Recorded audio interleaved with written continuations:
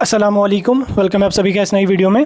तो जैसे आप सभी को पता है कि जेके Bose class 10th class 11th और क्लास 12th के पेपर्स यहाँ पे चल रहे हैं। इस बीच यहाँ पे मैक्सिमम कैंडिडेट्स का एक डाउट है कि ग्रेस मार्क्स के रिगार्डिंग ग्रेस मार्क्स किस किस कैंडिडेट को दिए जाएंगे, ग्रेस मार्क्स 2023 में दिए जाएंगे या नहीं दिए जाएंगे, अगर दिए जाएंगे उसके लिए क्या रूल्स एंड रेगुलेशंस रहते हैं, किस कंडीशन में आपको ग्रेस मार्क्स दिए जाएंगे और कितने ग्रेस मार्क्स यहाँ पे आपको दिए जाएंगे। ये काफ़ी ज़्यादा इंपॉर्टेंट रहने वाला है आप सभी कैंडिडेट्स के लिए। इस वीडियो को आप पूरा एंड तक देख लेना, चैनल को भी सब्सक्राइब कर देना और टेलीग्राम ग्रुप हमारा ज्वाइन कर देना, लिंक उसकी आपको डिस्क्रिप्शन में मिल जाएगी। तो चलिए वीडियो में मजीद आगे बढ़ने से पहले मैं आपको नीट यूजी 2023 की बेस्ट बुक्स के बारे में बताना चाहता हूं। ये बुक्स एजुकाजोन पब्लिकेशंस की हैं। इनमें आपको नीट यूजी 2022 का पूरा 100% सॉलिड पेपर देखने को मिलेगा। उसके साथ साथ नीट के प्रीवियस ईयर पेपर्स भी देखने को मिलेंगे अलॉन्ग विद एक्सटेंशो एक्सप्लेनेशन। 2500+ क्वेश्चंस आपको फिजिक्स, केमिस्ट्री और बायोलॉजी से देखने को मिलेंगे, जो आपको नीट यूजी में काफ़ी ज़्यादा काम आने वाले हैं। उसके साथ साथ चैप्टर वाइज नीट के क्वेश्चन आपको देखने को मिलेंगे। 2010 से लेकर 2022 तक जितने भी क्वेश्चन नीट में आए हैं वो आपको चैप्टर वाइज इसमें देखने को मिलेंगे अलॉन्ग विद एक्सटेंशो एक्सप्लेनेशन के साथ आपको देखने को मिलेंगे। फिजिक्स, केमिस्ट्री और बायोलॉजी की सेपरेट बुक्स आपको देखने को मिलेंगी। सभी बुक्स को खरीदने के लिए मैं आपको डिस्क्रिप्शन में लिंक डाल दूंगा, वहां से जाके आप इन बुक्स को खरीद सकते हैं अफोर्डेबल प्राइसेस में। वीडियो को शुरू कर लेते हैं और देख लेते हैं ग्रेस मार्क्स के बारे में क्या इन्फॉर्मेशन आपके लिए है।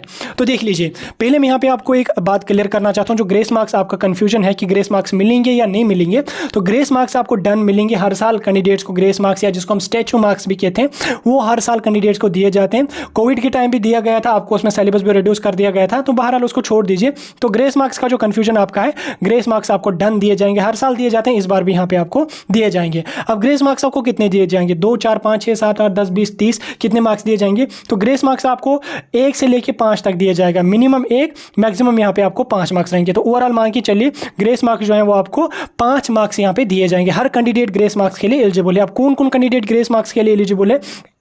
फॉर एग्जाम्पल आप समझ लीजिए, जिस कैंडिडेट का अच्छी तरह से सारे सब्जेक्ट 5 के 5 सब्जेक्ट्स उसको अगर अच्छी तरह से पास हैं, अब वो यहाँ पे सोचेगा यार 5 सब्जेक्ट्स में अगर मुझे 450 या 400 मार्क्स बन रहे हैं तो 5 मार्क्स मुझे ग्रेस उसमें ऐड हो जाएंगे, होगा मेरे 405। ऐसा बिल्कुल भी नहीं होता है। इस कंडीशन में आपको ग्रेस मार्क्स नहीं दिए जाएंगे। यानी कि जिस कैंडिडेट के पाँचों सब्जेक्ट्स या 6 सब्जेक्ट्स हैं तो 6 के 6 सब्जेक्ट्स जिस कैंडिडेट के पास हो जाते हैं उसको ग्रेस मार्क्स यहाँ पे 1 मार्क्स भी वहाँ पे उसको ऐड नहीं किया जाएगा, उसको 1 भी ग्रेस मार्क्स वहाँ पे नहीं दिया जाएगा। ओवरऑल जिस कैंडिडेट के सारे सब्जेक्ट्स पास हैं उसको ग्रेस मार्क्स यहाँ पे नहीं दिए जाएंगे। अब देख लीजिए, एग्जांपल के तौर पे मैं आपको समझा रहा हूँ। कोई कैंडिडेट है, उसके पास यहाँ पे 5 सब्जेक्ट्स हैं, सब्जेक्ट ए, सब्जेक्ट बी, सब्जेक्ट सी, सब्जेक्ट डी और सब्जेक्ट ई। ठीक, 5 सब्जेक्ट्स हैं। हर सब्जेक्ट के यहाँ पे आपको 35 मार्क्स पास हैं। ठीक, 35 इस सब्जेक्ट के पास हैं, 35 बी सब्जेक्ट के लिए आपको लाने हैं पास के लिए, 35 आपको सी सब्जेक्ट के लिए लाने हैं और 35 यहाँ पे आपको डी सब्जेक्ट के लिए लाने हैं और 35 मार्क्स यहाँ पे आपको ई सब्जेक्ट के लिए लाने हैं। यानी कि ओवरऑल कुल मिला के आपको 35 मार्क्स यहाँ पे सारे। एग्जाम्पल के तौर पर मैं समझा रहा हूँ, किसी सब्जेक्ट में आपको 36 मार्क्स हैं, किसी में 24 हैं, उसमें आप परेशान मत हो जाना, मैं एग्जांपल के तौर पे आप समझा रहा हूँ। अब देख लीजिए, कोई कैंडिडेट है जिसका ये 4 सब्जेक्ट्स में उसको बराबर 35 मार्क्स हैं या 35 के अबव हैं, यानी कि ओवरऑल ये 4 सब्जेक्ट किसी कैंडिडेट के पास हैं, अच्छी तरह से पास हैं, लेकिन 5वां जो सब्जेक्ट उसका है उसमें उसका रेपियर आ जाता है। रेपियर कितने मार्क्स आ जाते हैं? उसके यहाँ पे फॉर एग्जांपल 30 मार्क्स आ रहे हैं। ठीक, तो पास यहाँ पे आपको 35 मार्क्स हैं, तो कैंडिडेट के यहाँ पे 30 मार्क्स हैं। अब उसको क्या किया जाएगा कि ये ले भाई 5 मार्क्स तू पास हो जा, तू निकल जा। ठीक, उसको यहाँ पे 5 मार्क्स ऐड करके 35 उसमें करके स्टैच्यू मार्क्स और उसको पास कर देंगे यहाँ पे। अब फॉर एग्जाम्पल कोई और एक कैंडिडेट है जिसको पहले 4 के सब्जेक्ट अच्छी तरह से पास हैं ऊपर वाले, लेकिन 5वां जो सब्जेक्ट है, नहीं 4 सब्जेक्टों को मैंने आपको समझा दिया।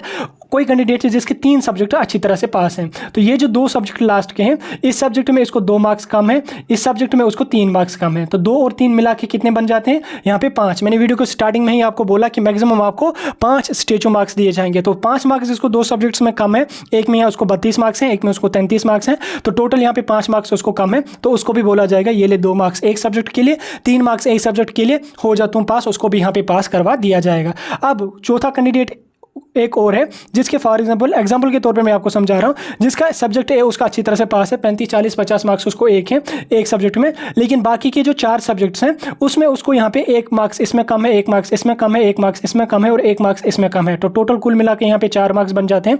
तो उसको भी ये 4 मार्क्स दिए जाएंगे, एक इसमें ऐड किया जाएगा, एक इसमें और एक इसमें और कर दिया जाएगा पास। या किसी कैंडिडेट के 2 मार्क्स इसमें कम है, 1 मार्क्स इन 3 सब्जेक्ट्स में कम है, तो 2 और 3 यहाँ पे हो गए 5 मार्क्स, तो उसको भी यहाँ पे 5 मार्क्स देके पास करवा दिया जाएगा। अब कोई कैंडिडेट फॉर एग्जांपल कोई कैंडिडेट है जिसको यहाँ पे ये सब्जेक्ट भी फेल है, ये सब्जेक्ट भी फेल है, ये भी, यानी कि पाँचों के 5 सब्जेक्ट्स फेल हैं। कितने कितने मार्क्स कम है उसको, हर सब्जेक्ट में उसको एक एक मार्क्स कम है, यानी कि 34 मार्क्स उसको पाँचों सब्जेक्ट्स में और एक एक मार्क्स उसको उनमें कम है। तो टोटल यहाँ पे उसको 5 मार्क्स कम रहते हैं, तो उसको भी ये 5 मार्क्स दे के पास करवा दिया जाएगा। हो गया यहाँ पे तक आपको आसान भाषा में समझ ग्रेस मार्क्स के बारे में। अब देख लीजिए थोड़ा सा और इसको हम डीप में जाते हैं।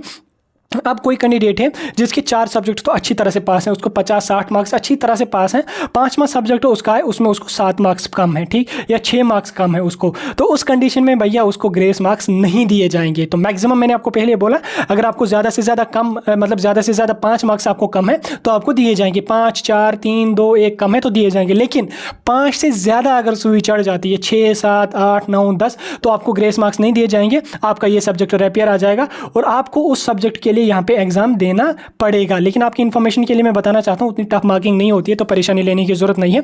मैं समझा रहा हूँ आपको फिलहाल ग्रेस मार्क्स के बारे में। हो गए यहाँ तक आपको क्लियर। अब कोई कैंडिडेट है जिसको यहाँ पे पहले 3 सब्जेक्ट अच्छी तरह से पास हैं, इस सब्जेक्ट में उसको 1 मार्क्स कम है, इस सब्जेक्ट में उसको 5 मार्क्स कम है, तो 5 और 1 हो गए 6 मार्क्स। तो 6 मार्क्स में अब आप सोचोगे यार चलो इसमें 1 मार्क्स दिया जाएगा ग्रेस मार्क्स तो कर दिया जाएगा पास, ये फेल हो जाएगी, या इसमें 5 मार्क्स देंगे तो इसमें फेल हो जाएगा। नहीं, ऐसा कुछ भी नहीं होगा। 6 मार्क्स अगर कम है तो आपको ग्रेस मार्क्स नहीं मिलेंगे। मैं पहले आपको बोला कि मैक्सिमम आपको 5 मार्क्स कम होने चाहिए। अगर मैक्सिमम आपको 5 मार्क्स कम है सभी सब्जेक्ट को मिला के या एक सब्जेक्ट को मिला के 5 मार्क्स कम है तो ग्रेस मार्क्स आपको दिए जाएंगे। अगर आपको 6 बन जाते हैं 2 सब्जेक्ट्स को, उस कंडीशन में भी आपको यहाँ पे रेपियर रखा जाएगा और आपको फिर उन 2 सब्जेक्ट का दोबारा से यहाँ पे एग्जाम देना पड़ेगा। उसके बाद अगर कोई कैंडिडेट ऐसा है जिसको यहाँ पे 4 मतलब उसको यहाँ पे एक सब्जेक्ट में मतलब अच्छी तरह से पास है, 3 सब्जेक्ट में उसको 1-1 मार्क्स कम है, एक सब्जेक्ट में उसको 5 मार्क्स कम है, 5 और 1 हो गए 6, तो उसको भी यहाँ पे रिपेयर होगा। 4 सब्जेक्ट का उसको यहाँ पे री एग्जाम देना पड़ेगा, उसको भी यहाँ पे ग्रेस मार्क्स जो है वो नहीं मिल जाएंगे। तो ओवरऑल जो ग्रेस मार्क्स का फंडा होता है वो ये होता है कि भैया अगर आपको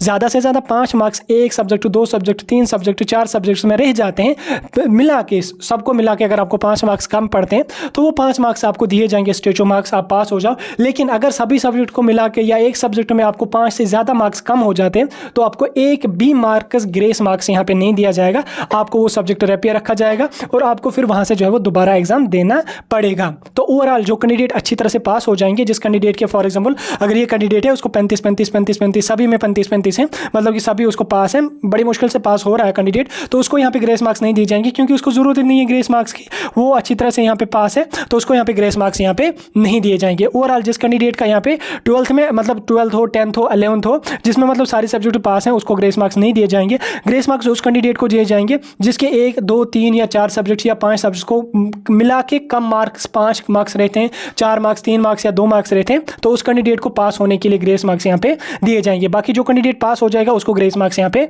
नहीं दिए जाएंगे। तो ये था ग्रेस मार्क्स के बारे में पूरी इन्फॉर्मेशन जो मैंने आपको बता दी। अब यहाँ पे आपके पास मार्क्स सब्जेक्ट वाइज जो है वो उसके बारे में मैं कल परसों तक वीडियो डालूंगा, जब डालूंगा आप जो है वो पता चल जाएगा। आप टेलीग्राम हमारा ज्वाइन करके रख लीजिए, चैनल को भी सब्सक्राइब करके रखिए। फिलहाल किसी और टॉपिक पे अगर आपको वीडियो चाहिए आप कमेंट सेक्शन में बता